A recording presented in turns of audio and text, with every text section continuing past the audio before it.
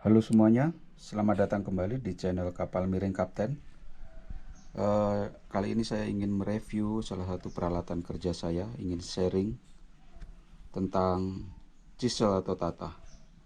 Ini adalah tatah cap mata, tapi sudah ada tambahan ya, saya cat karena sudah lama ini saya pakai, ada sekitar 3 tahun. Sebenarnya kalau dari segi ketajaman semuanya sama, karena memang kadar bajanya semua produk cap mata ini luar biasa. Jujur saja saya lebih favorit yang gagangnya plastik ya, karena satu ini eh, penampangnya ini nyambung dari sejak mata sampai pangkal sana itu nyambung. Nah kalau yang kayu itu tidak, dia tidak nyambung sampai pangkal. Dan yang kuning ini untuk heavy duty lebih pas, kerja yang beribu kali natah gitu, ini pas banget.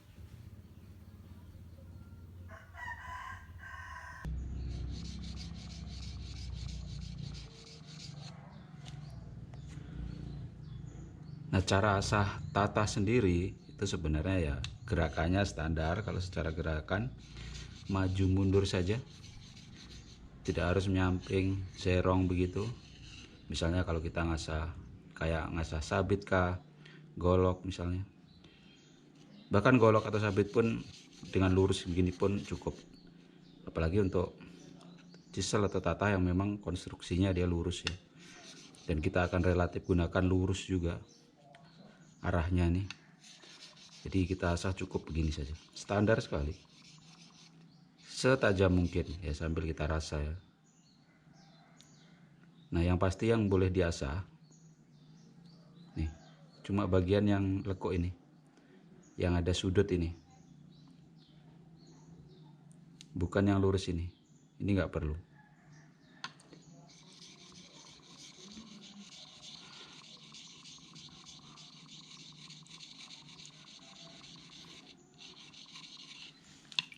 Dan saya selalu sarankan untuk mengasah benda tajam nih pengasahan basah ya, jadi tidak kering.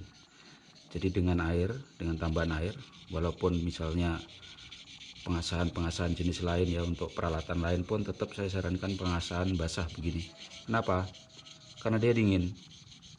Jadi sebenarnya kita pengasahan basah dengan air ini sebenarnya untuk agar dia tidak panas, karena kalau panas ini jadi mudah. Jadi itulah manfaatnya kita mengasah itu. Kenapa sih menggunakan air? Karena media yang diasah dia tidak panas, yang efeknya adalah dia menjadi mudah rompal, mudah goang atau cuil, jadi fragile. Itu kalau pengasahan kering, makanya kita harus selalu menggunakan air. Walaupun mengasah jenis lainnya dengan media asah yang berbeda sekalipun.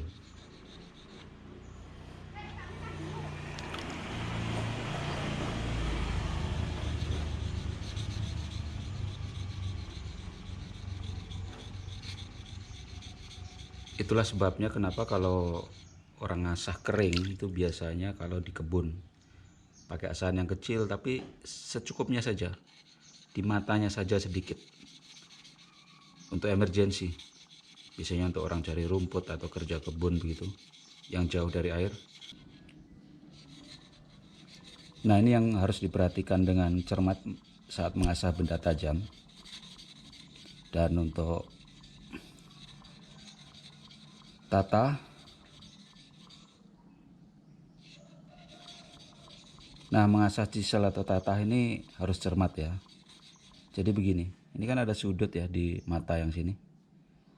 Ini usahakan langsam dia dengan batu asahnya. Jadi jangan sudut begini, langsam dia. Jadi dia tidak akan membentuk sudut baru di ujung matanya sana. Karena kalau sampai kalau gini, dia akan bentuk sudut baru dan itu bikin sulit dipakai, nggak enak dipakai, karena jadi ada sudut, jadi akan kerasa tumpul sekali. Kita butuh power luar biasa untuk menggunakannya. Tapi kalau terus langsam, sudutnya sama sampai ke matanya, itu enak dan tajamnya juga luar biasa.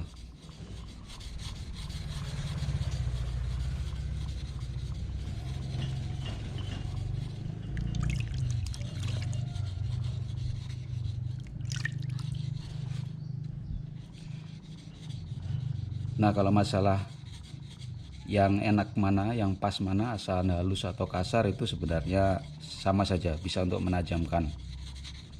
Kalau yang kasar itu cepat tajam tapi juga cepat tumpul. Kalau yang halus seperti ini, lama tajam tapi juga lama tumpul.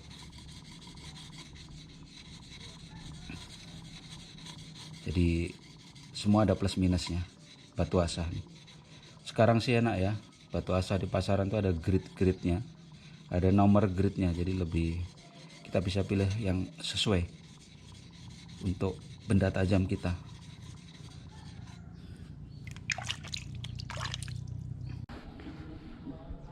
Karena kebetulan saya sedang memproduksi kentongan, jadi sedang menggarap pesanan begitu.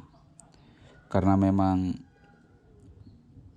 kentongan ini salah satu produk kami dan sudah 3 tahun terakhir ini kami memproduksinya, selain produk kayu lainnya tentunya. Nah, saya akan memperagakan penggunaan chisel atau tatah cap mata ini untuk membuat ini ya, kentongan ini. Dan yang terbaik itu selalu dibuat dari kayu nangka yang sudah sangat tua. Dan biasanya kalau kami di Malang Selatan ini akan selalu menggunakan kayu nangka ngurak. Jadi pohon nangka yang mati, masih di kebun mati, tapi karena mati tua, jadi sudah tidak berbuah lagi, kulit sudah mulai pecah, dan biasanya galihnya itu akan full. Jadi mati tua ya, jadi bukan sekedar mati.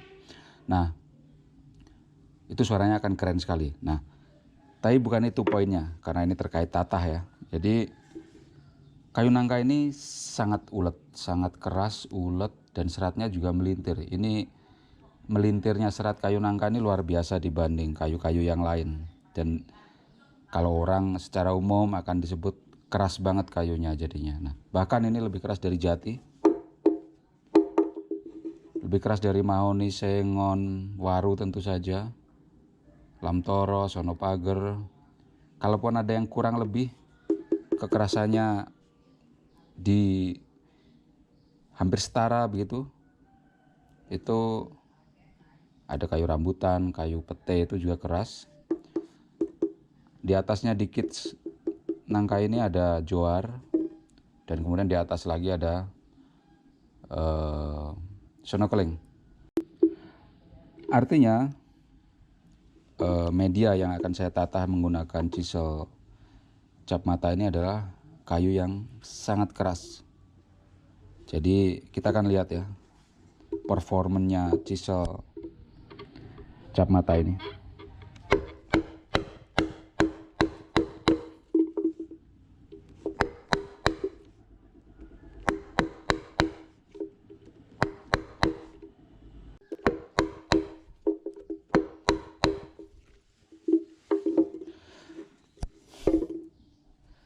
Jadi secara umum ketajaman chisel cap mata ini memang luar biasa. Saya nggak melebih-lebihkan ya, tapi memang tajam sekali. Itulah sebabnya saya sudah 3 tahun terakhir ini menggunakan chisel cap mata ya, segala size.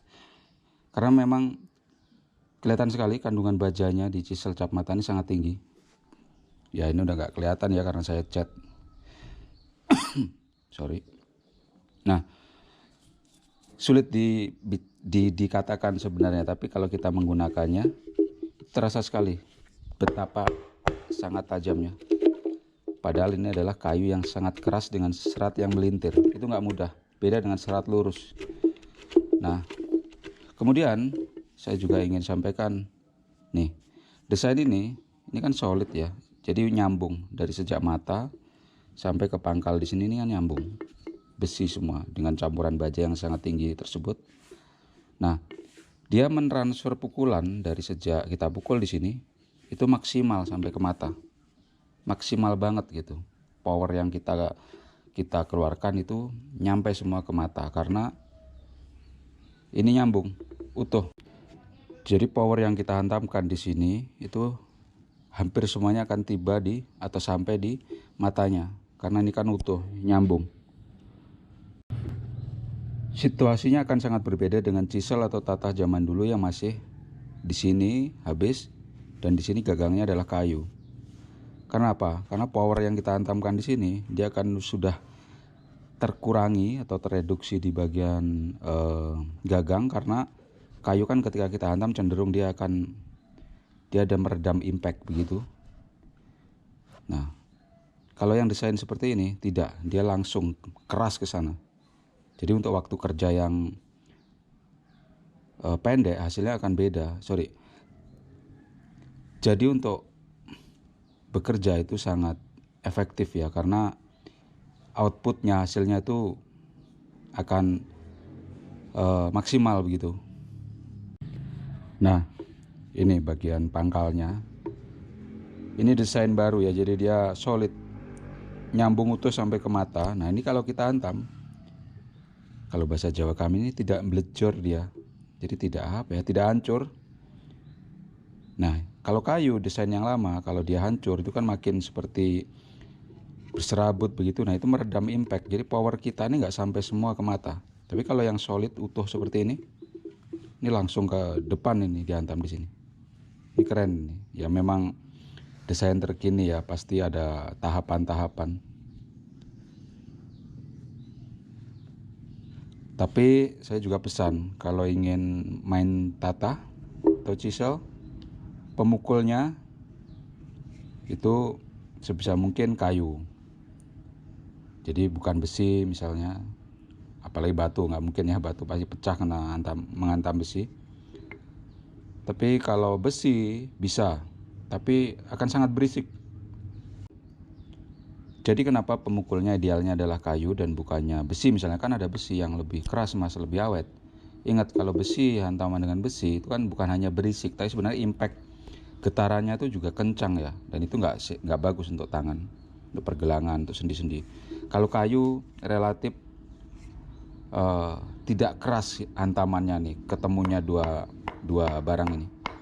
Tapi tentunya pakai kayu yang sangat keras, bisa nangka, bisa sonokeling kalau ada.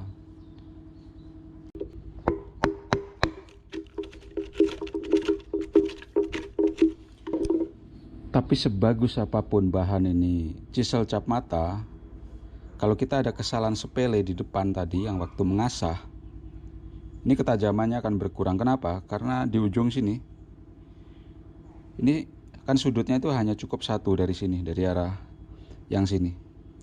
Nah, ini harus lurus, tetap lurus. Nah, ini kalau di ujung bagian yang lurus ini kemudian ada lekuk di ujung, di matanya, karena kita asah juga, pasti nggak enak digunakan. Kenapa? Karena di sini akan jadi tebal, ada bengkok di situ. Jadi jangan sampai terjadi seperti itu. Jadi biarkan di sini tetap lurus sampai ke ujung. Nah, bengkoknya di sini aja.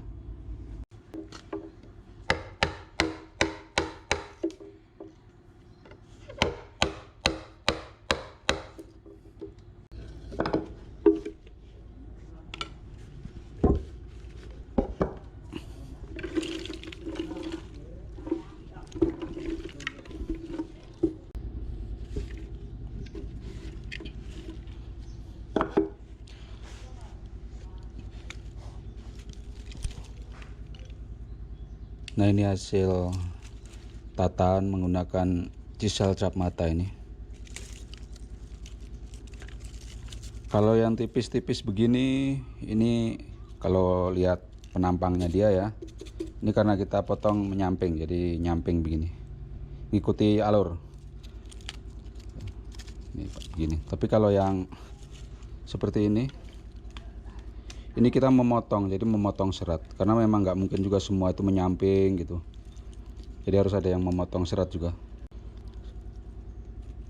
Dan semoga kelihatan detailnya. Ini bekas potongan tataan menggunakan chisel cap mata itu. Mulus luar biasa, yang artinya tajam banget nih barang. Jadi salah satu barang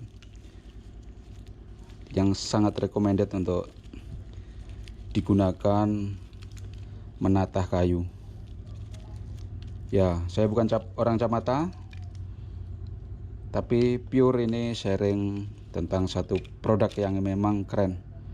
Semoga bermanfaat untuk kita semua. Jadi maksud saya begini teman-teman.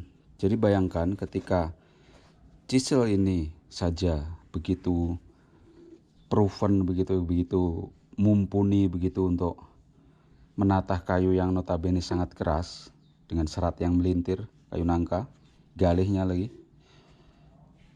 Bayangkan kalau dipakai natah serat lurus, dan apalagi kayunya lebih lunak. Mahoni, sengon, waru, bahkan jati sekalipun, karena jati kalah keras dibanding dia, karena jati gimana pun masih lurus dan lembut ya seratnya. Beda dengan ini, lembut tapi melintir, jadi akan sangat mudah. Intinya saya recommended banget lah.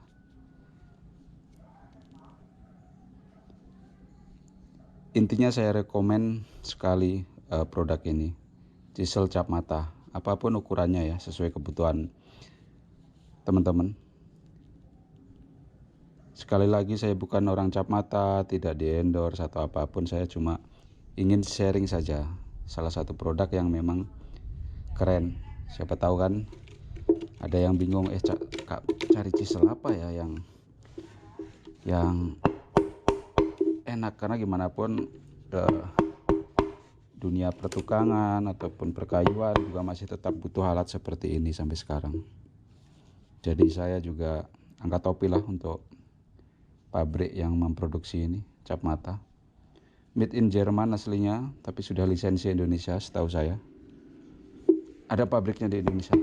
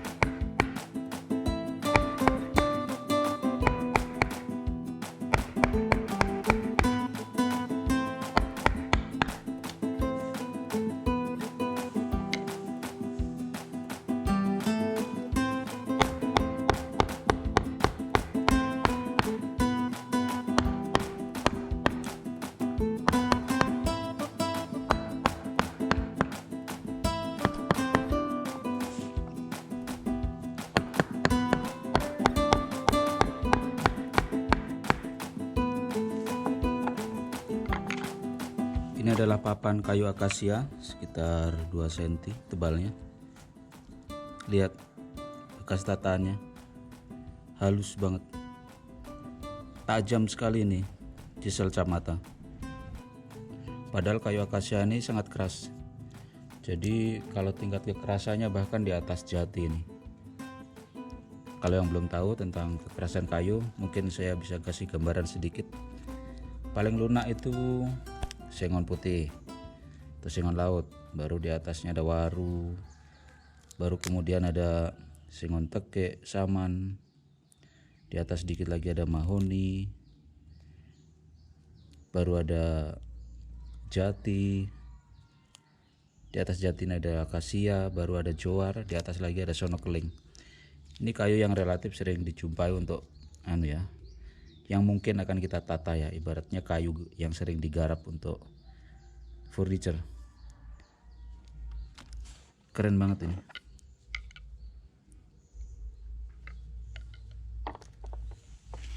Biar tidak penasaran, ini akan saya coba untuk menata ini potongan kayu sono keling atau rosewood, kayu yang tingkat kekerasannya luar biasa.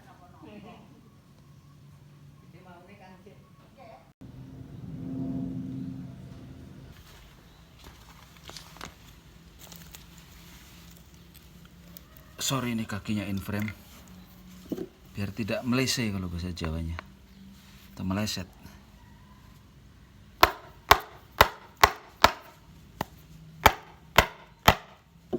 Aduh susah, masih lari dia.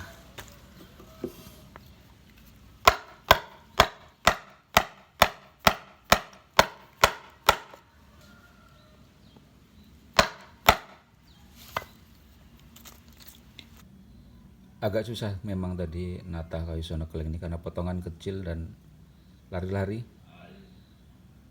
Tapi dari sini terlihat bahwa chisel cap mata ini juga masih bisa gitu loh menghantam kayu yang jujur saja sonokeling ini kekerasannya luar biasa. Jadi intinya chisel cap mata ini recommended banget lah. Terima kasih untuk teman-teman semua sudah menonton video sederhana di channel sederhana ini. Semoga bermanfaat untuk kita semua. Salam, sehat selalu dan berkah dalam.